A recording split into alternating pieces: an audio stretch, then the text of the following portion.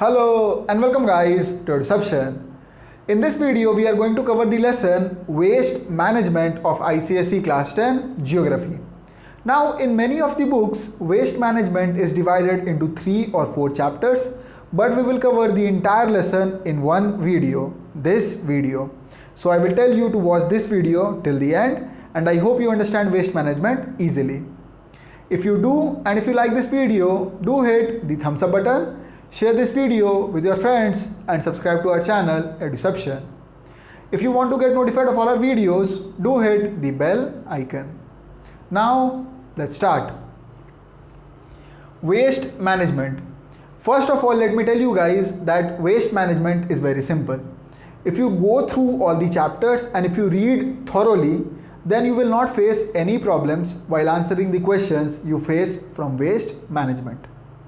The first thing that we need to know over here is what is waste. Waste is useless or unwanted material that has no further use and has to be thrown away. We all know what is waste, kachada. Any material that we cannot use any further and we have to throw away is called waste, as simple as that. Now we come to classification of waste. Waste can be classified into 5 types. What are they? First, biodegradable waste. The waste that can be broken down through microbial activities of fungi and bacteria. Say for example, vegetable peel, fruit peel, paper. These waste materials can be easily decomposed by the microbial activities of fungi and bacteria. That is why these waste materials are called biodegradable waste. That basically means waste materials that can be decomposed easily. Next, non-biodegradable waste. The waste that cannot be broken down by microbial activities. I hope you know that plastic and glass takes a lot of time to decompose, a lot of time. That is why these sort of waste materials are called non-biodegradable waste. Basically the waste material that cannot be decomposed easily. Next, biomedical waste. The waste generated by hospitals and during treatment. Now, hospitals also generate a lot of waste during the treatment of humans. For example, injections, syringes, bandages, cotton, blood-stained clothes and all that stuff. So that waste is called biomedical waste.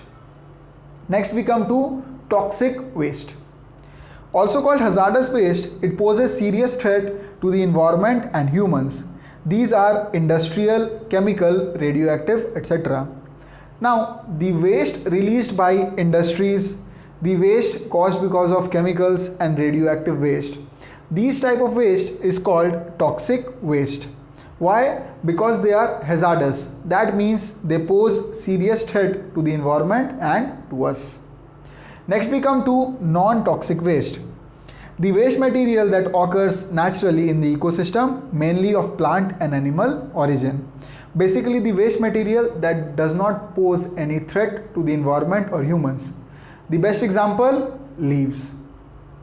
So guys, that was all about definition of waste and the classification of waste.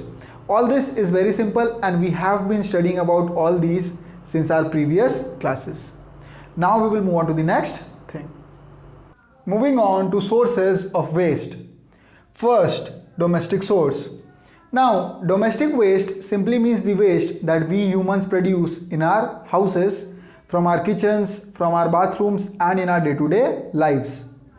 Next we come to industrial source. Industrial waste simply means the waste that is produced by industries. Next, agricultural source.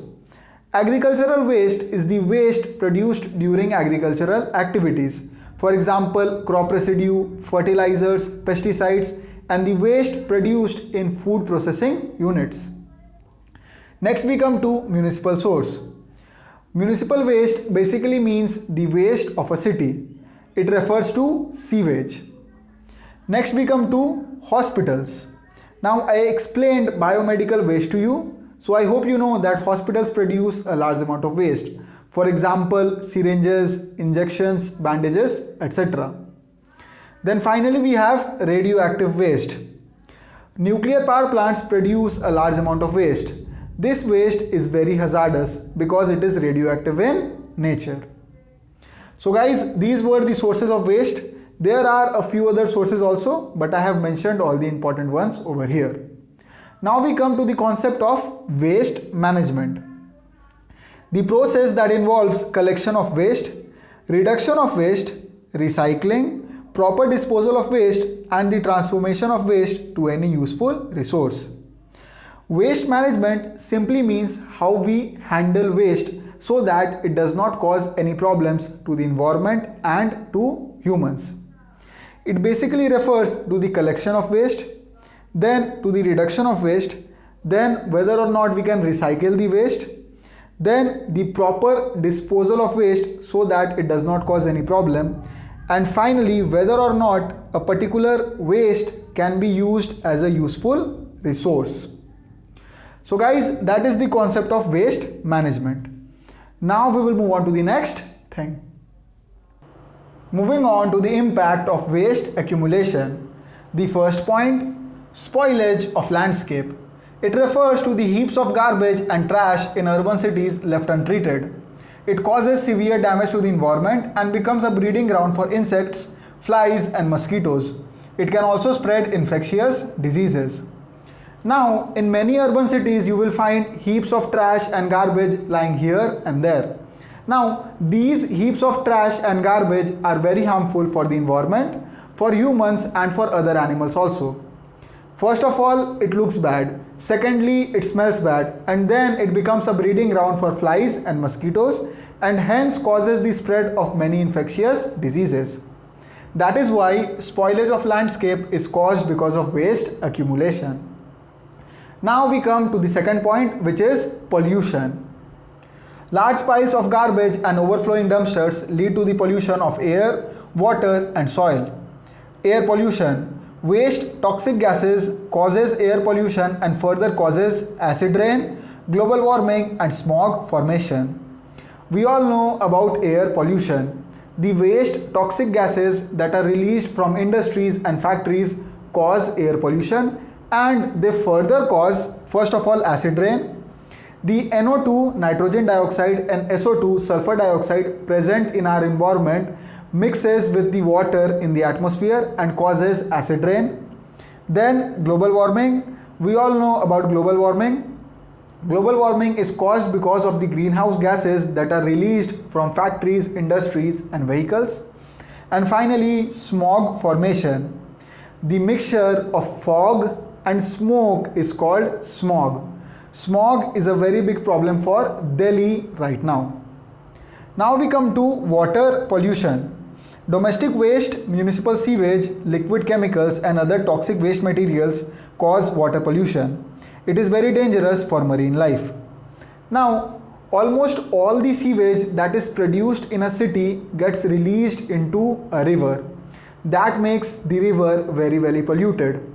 Many industries release their chemical wastes into river, making the river very polluted. So that is why, because of waste, water pollution is caused.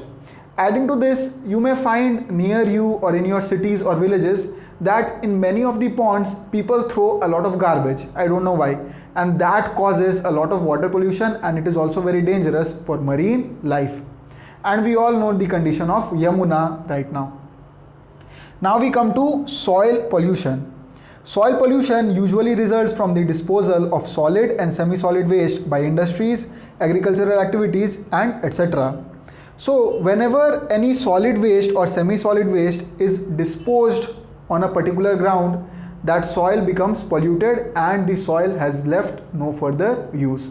So soil pollution is also caused because of waste accumulation.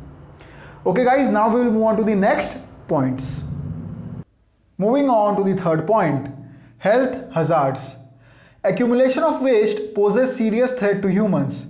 It affects the human health and spreads infectious diseases. Now, the accumulation of waste causes the spread of many infectious diseases. How? First of all, piles of waste and garbage become a breeding ground for flies and mosquitoes and hence cause the spread of infectious diseases. Secondly, the water that we drink. If that water is polluted because of any chemical waste, it becomes a serious threat to our health. Thirdly, unsanitary conditions are caused because of waste accumulation, and we know that unsanitary conditions causes the spread of diseases. Then, direct contact of toxic waste can even cause death. If someone comes into direct contact of toxic waste without any proper protection, then it can even cause death. Lastly, different diseases can also spread because of biomedical waste. Now we know that biomedical waste is produced by hospitals, so different diseases can also spread because of biomedical waste. Now we come to the next point, which is effect on terrestrial life. Many soil organisms die because of waste accumulation.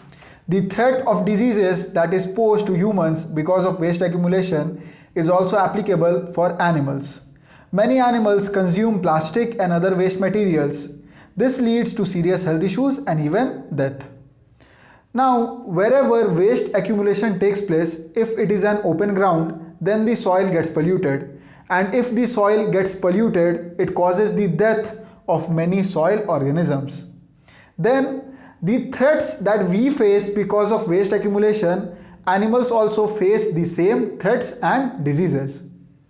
Finally, many animals consume plastic and other waste materials, which cause a serious health issue and even death in some cases. You may have seen many cases like that. We come to the next point, which is effect on marine life. That means water life. Polluted water because of chemicals and waste destroys aquatic life on a very large scale.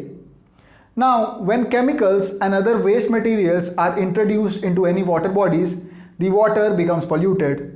And because of that polluted water, many aquatic animals and fishes lose their lives.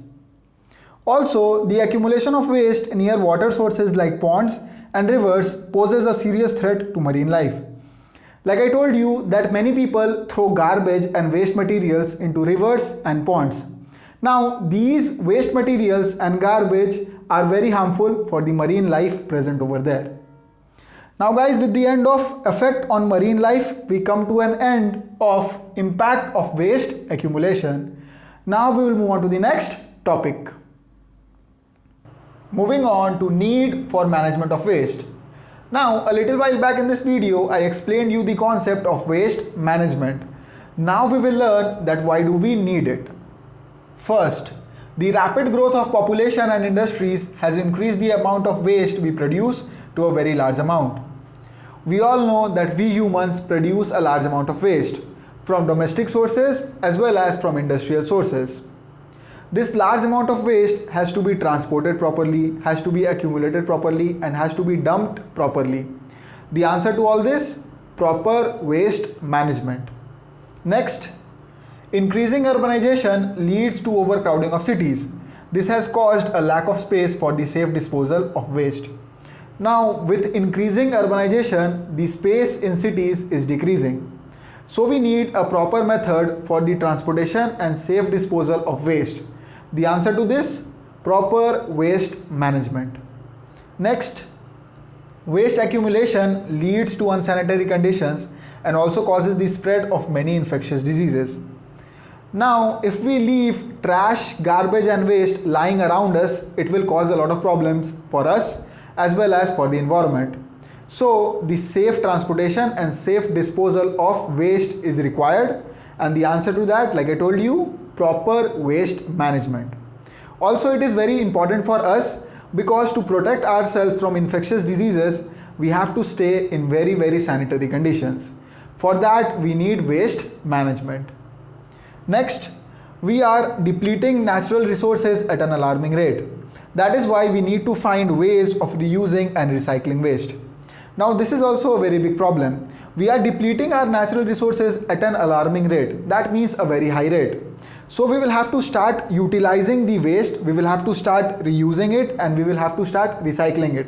We do reuse and we do recycle a lot of waste materials, but we have to increase the capacity of reusing and recycling.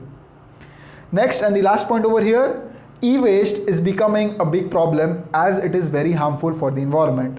Hence, the recycling of e-waste is very important. What is e-waste? Electronic waste, that means old mobile phones, old computers, old chips, old motherboards and that stuff. Basically, that stuff cannot be decomposed quickly. It takes a very long amount of time to decompose that stuff. So, e-waste has to be recycled properly so that it does not cause any threat to our environment and to ourselves.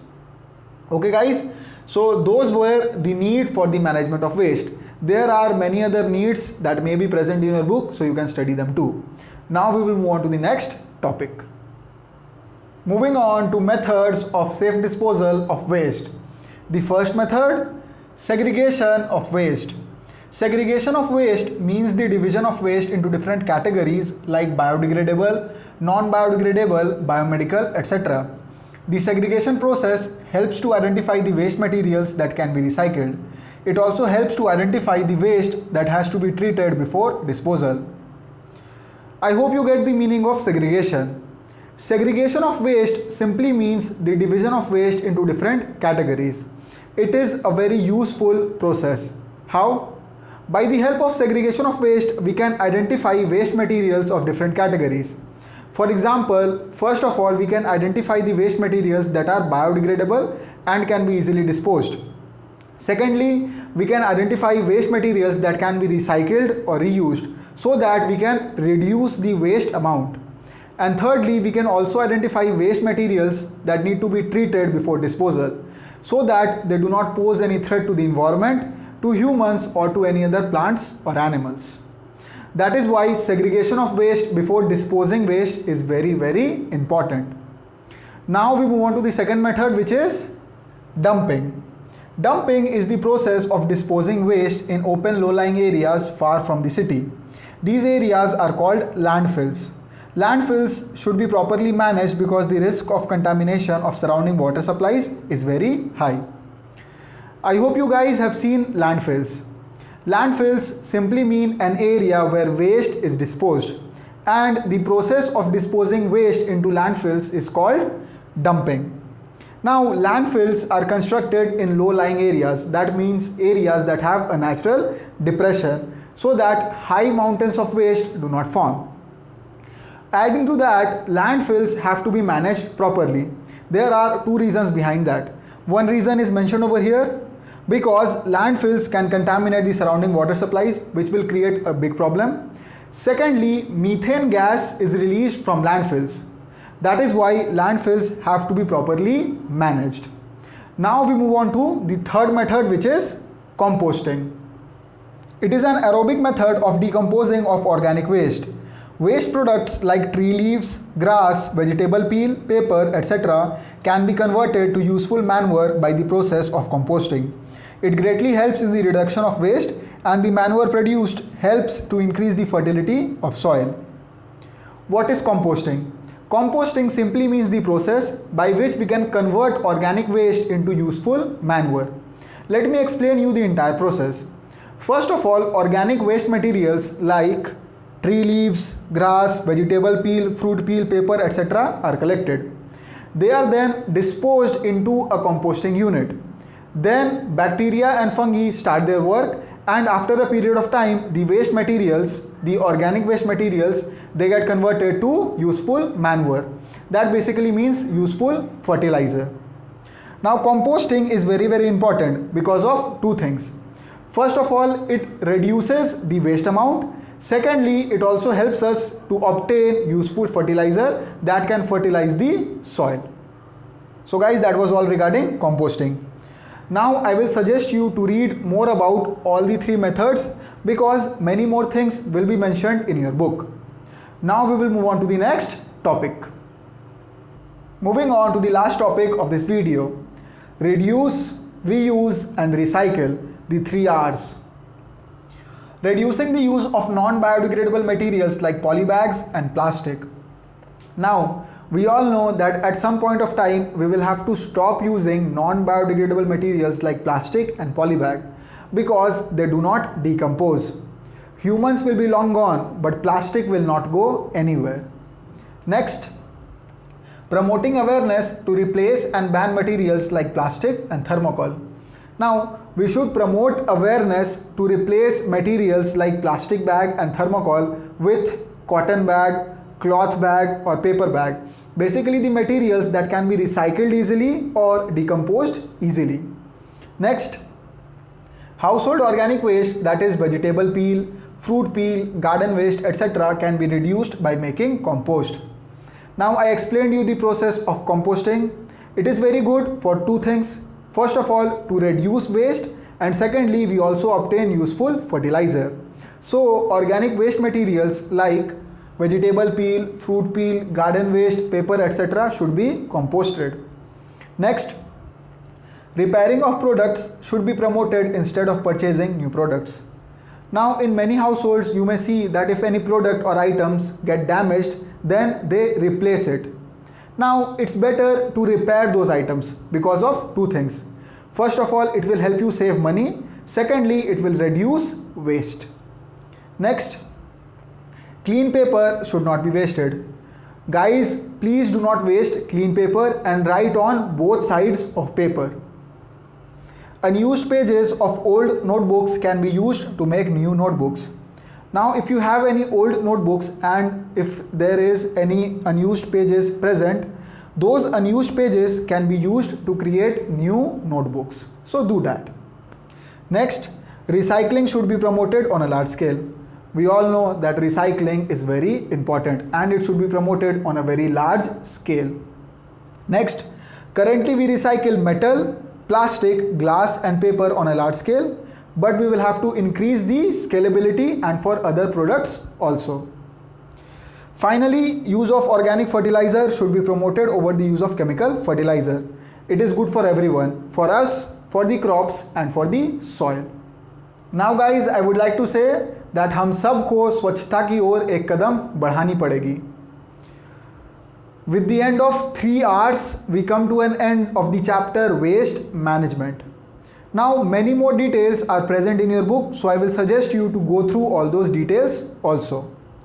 New videos on EduCeption will be coming very soon, so stay tuned. Until then, this is Rishi on behalf of EduCeption signing off, and guys, take care.